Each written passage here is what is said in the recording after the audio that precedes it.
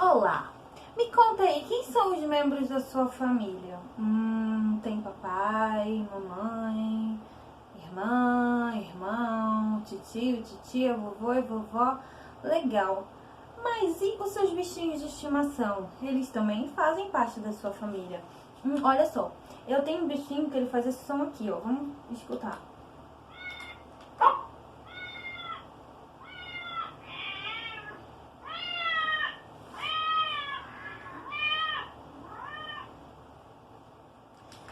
Que bichinho faz esse som? Vocês sabem? Vamos escutar de novo?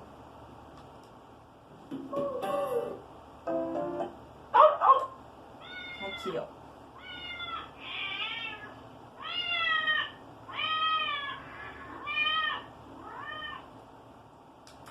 Sim, o bichinho que faz esse som é o gatinho. Me conta aí, vocês têm gatinho em casa? Qual é o nome dele?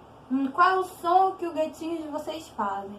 E se vocês não tiverem gatinhos, vocês conhecem alguém que tem algum gatinho? Me conta aí, como é o som que ele faz? Bem, essa daqui é a minha gatinha parda.